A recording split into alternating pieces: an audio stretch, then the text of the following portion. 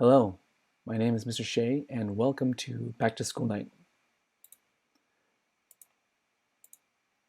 Before you watch this video, have your camera phone ready or a paper and pen to capture any necessary information that you like.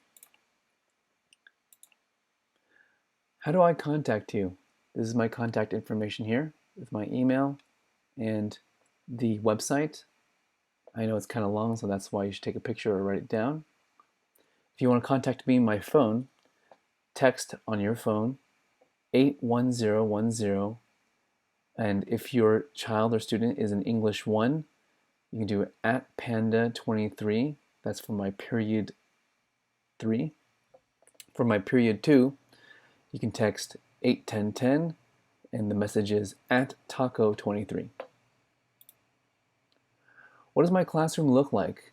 When you open up the Google Classroom to classwork, it should look like this to a student. I've listed them out by week, so each week there are a number of assignments. The top of the page is a classroom connection which contains my contact information and my Zoom link. Every assignment is numbered, as you can see here, 10, 11, 12, 13. So when I refer to an assignment or when you have a question about an assignment, you can just say assignment 11, assignment 12, so it doesn't get too difficult. How do I see my child or student's assignments? Google Classroom can send guardians weekly emails about missing assignments and upcoming assignments. Here's an example right here. As you can see that this student is missing these assignments from last week, and due next week, it'll send an email. Send me an email if you'd like to receive them. Here's my email once again, rshea@pittsburghusd.net. Will there be homework every day? The answer is yes, absolutely. Again, every week, every Monday, I post assignments for my students to do that are due on Sunday, every Sunday evening at 9 p.m. Make sure that you ask your student or child if he or she read. Every day there's reading. Ask them, did you do your 15 minutes of reading? This is probably the greatest benefit to my class if you can get your child to read every single day. What's the policy for late work? Every time a student turns something in late, it disrupts my grading process. It makes it very difficult for me to go back and see who turned in something or who did not. I'd rather have everyone turn them in at the same time so I can grade them all at the same time. Otherwise, things get lost in the process. So please stay on top of your student or child's work, as you know that work is due every Sunday evening at 9 p.m.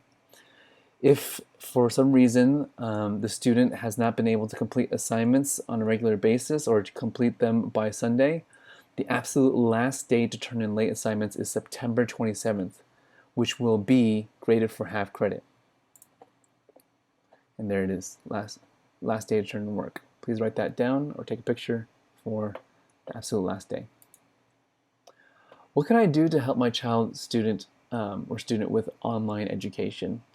I understand that online education is new for everybody. It's very, very challenging, especially for parents of younger children as well. Students and children need a lot more work and help than years past. My first suggestion to you is to create a study space to try to eliminate distractions, putting the phone in a box or in some place away from the computer, proper lighting, a desk or a kitchen table if possible.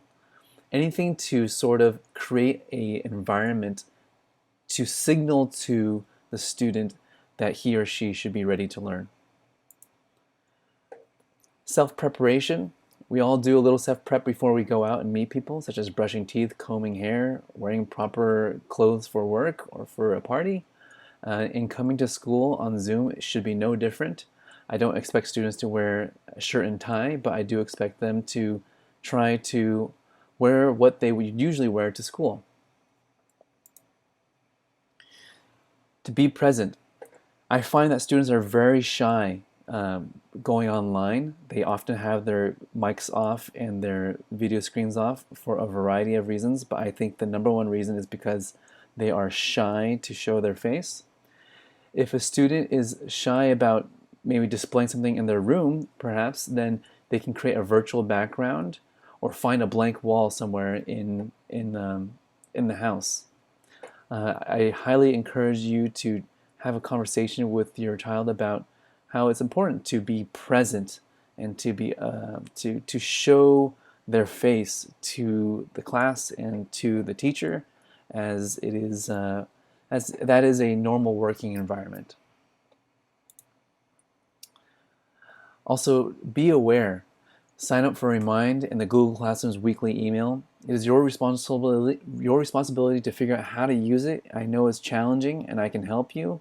And I would like you, though, to help your student or child by being aware of what they're doing on what's being asked of them on a weekly basis.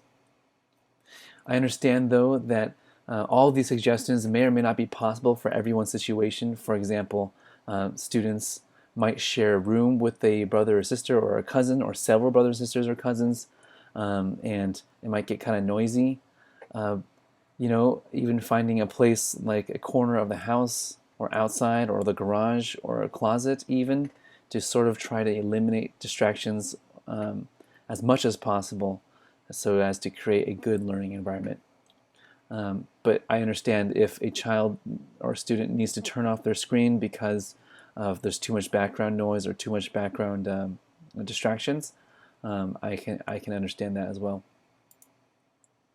What is my child or student learning in your class? If you're my English 1 Shelter class or period 3, we are reading a book called The Circuit, or Cajas de Cartón in Spanish, by Francisco Jimenez. This author is a hero of mine. He was born in Mexico and came to the United States as a very young child and worked in the fields of California, in Southern California, picking grapes, picking cotton. But he educated himself and worked extremely hard and is now a professor at Santa Clara University. And Cajas de Cartón, or The Circuit in English,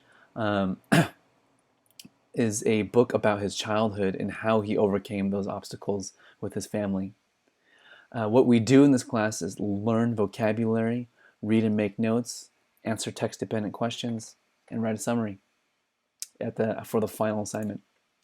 If your child or student is in my English 3 class or my period 2 class, we're reading Ta-Nehisi Coates' Between the World and Me, a very excellent and popular book back in 2015 and very relevant to our current political climate in the United States, especially in regards to race and class and policing. It's a book of Ta-Nehisi Coates writes this book to his son, explaining what it's like to live in America, and how to be a black man and how to live in this country as a black person. What we'll be doing with this book is basic annotating, reading for basic comprehension. There are a lot of big words in this book. We'll be discussing about topics such as race in this class, and we'll also be discussing how to have discussions, as talking about race can be kind of difficult in general. The final product that I'm looking for my students is a final essay on this book, and that will be given to my students shortly, either this week or next week.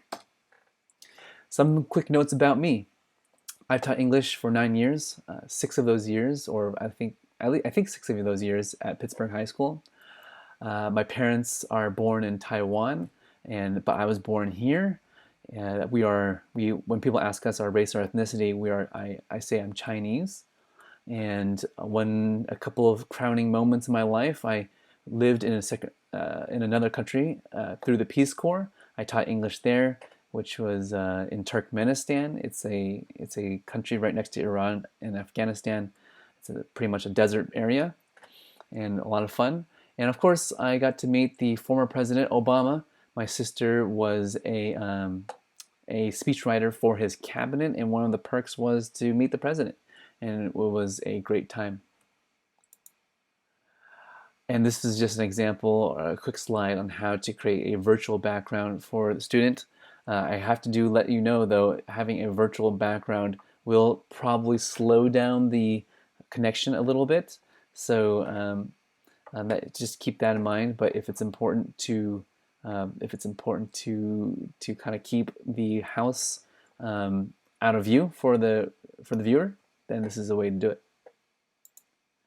Okay, that's it. Thanks for listening and watching, and have a good day.